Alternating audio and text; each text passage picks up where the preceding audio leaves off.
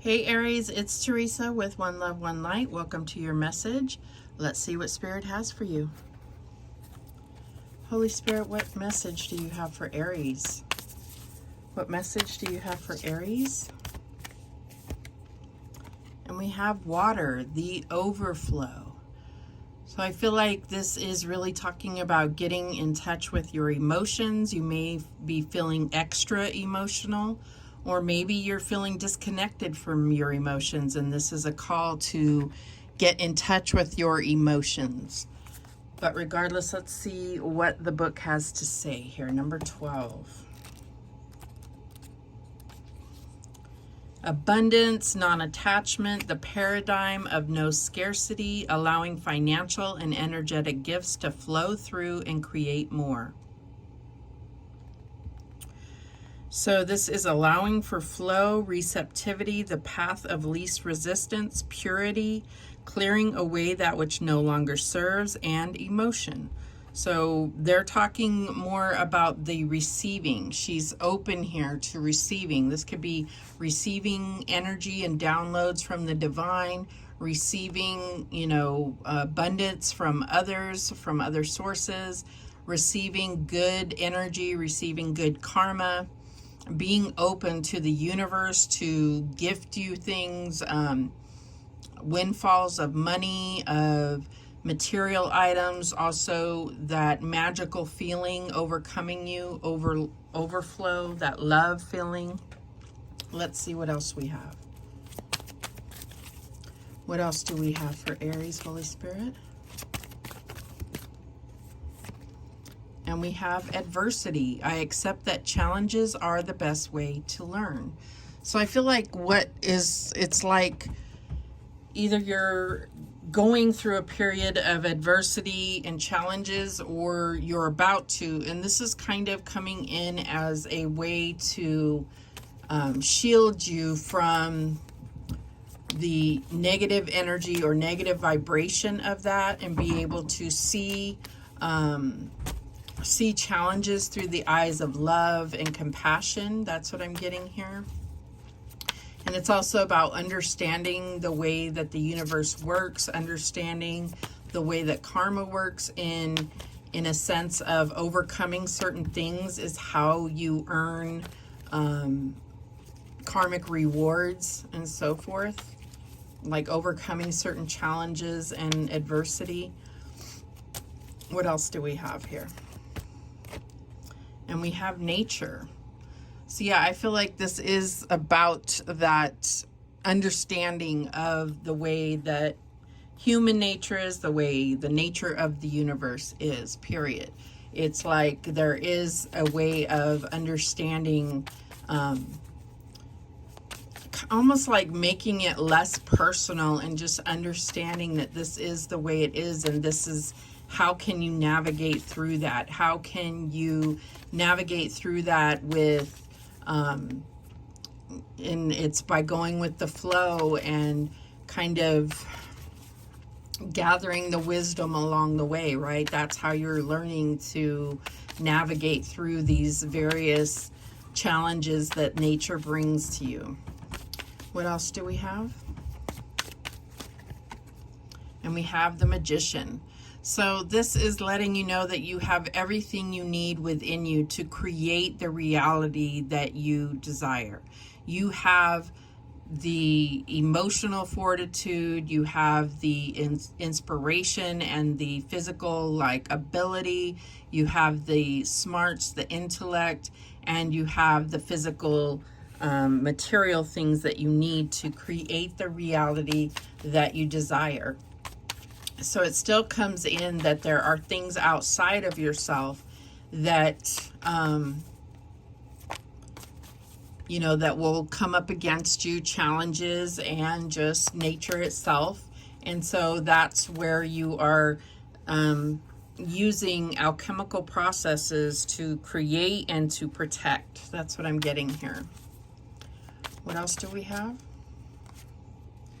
We have the Knight of Swords. So there's definitely something you're feeling compelled to go towards, something that you may be seeking. It could be You know, obviously there's some type of challenge you're trying to overcome, but it's to get to something, like something you have to overcome so that you can get to the other side of that challenge. What's the challenge? And we have the Palace of Swords. So what I'm getting here is your own thoughts. Your own thoughts is your biggest challenge. Your own understanding of things, your own knowledge is your challenge. So this could be by dwelling on things of what you've been programmed, or dwelling on the way that you think things are supposed to look. That can present a lot of challenges because things are not the way that you had first perceived. So it's about opening your mind, opening your thoughts, and also trusting more of your intuitive and your emotions. That's why you're given those things to set off the alarms, in a sense, to guide you when you are hitting the bumps in the road. You know what I mean? To guide you towards more towards the middle of your path. What is the advice from Spirit here? And we have the Palace of Wands. So yeah, it's like saying, instead of using your mind, use what is driving you, your passions, your, you know, things that inspire you, things that you really believe in, things that you're very focused on. You know, less about what you think things are supposed to look like, if that makes sense. What is the outcome here? And we have the Sun. Absolutely beautiful, positivity, clarity, victory, and it's all about getting, you know, coming out victorious and meeting your goal. That's what I'm getting here. The bottom of the deck is the Nine of Cups. This is wish fulfillment. This is everything fulfilling you with that water energy there, fulfilling your cups with emotional fulfillment, something that you've longed for, that you have pined for. This could definitely be a love, a relationship, something that is emotionally fulfilling, not just material fulfillment, if that makes sense. All right, show me this Magician. And we have the King of Wands. So there's definitely a lot of Leo energy here. But it's just that fire energy that you are known for. I feel like this is your creativity, like your true nature coming out and really getting emotionally invested in what you are trying to create. And then you'll be able to overcome any challenges. What is this Knight of Swords? And we have the Eight of Cups. So yeah, I feel like this is, it's like you're going towards the sun. So there are certain things that are not emotionally fulfilling for you. They do not inspire you or fuel your flame. So you have to let those go. And I feel like, you know, anything that is not worthy of that emotional energy, you are cutting out. That's what I'm getting here. Show me this Palace of Swords. And we have the Five of Pentacles. So yeah, I feel like there is a solution that you're seeking, but it is mentally, and you may be looking for it to appear as a physical material thing, but it may be something more intuitive, more emotional, more you know, more going with the flow and allowing things to play out instead of pushing towards something. That's what I'm getting here. Show me this Palace of Wands. And we have the Wheel of Fortune. So definitely looking at the momentum that you have, looking at how divine timing plays into things, how the wheels of fate turn in your favor, and how you can ride that momentum, if that makes sense. Show me this Sun card. And we have the World. Yeah, this is absolute success and completing cycles in the, like, on a high note, completing cycles in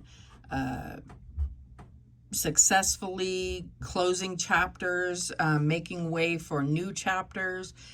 Even if you're not, like, this could be moving in a sense, doesn't have to be, but I feel like even if you're not moving, it's almost like everything feels fresh because you are moving into a new perspective, seeing things through this more positive lens. That's what I'm getting here. The bottom of the deck is the Three of Wands. So this is really about meeting your destiny, recognizing what's meant for you, understanding divine timing again. All right, so let's go ahead and see if there's any other messages here. You have a lot of major arcana here, so I do feel like this is a major time for you. Any other messages for Aries? And we have the Crab, Cancer. So I feel like it's talking about Cancer season, which we're in right now. Emotional and moody, relaxed and homey, avoids conflict. And that is a water sign. So I feel like this is something that is that water energy really affecting you. It is helping you. It's assisting you with certain challenges that you may have been frustrated with before. And it's saying, you know, the best way is to kind of float around it rather than try to push or pull for anything. It's about going with the flow until you get to the right spot, if that makes sense. And we have the Lion. So there is a lot of Leo energy here. You may be dealing with a Leo, or it may be talking about, you know, Leo season is when this is going to really move forward here.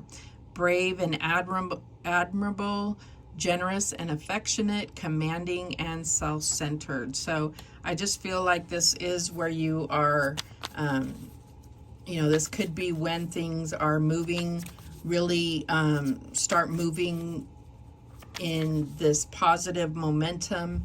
And I feel like you're really going to start kind of hitting those goals, whatever it is that you're trying to create, whatever goals that you've had that you feel you've been coming up on challenges, you're going to kind of float past them and be able to get to this finish line here.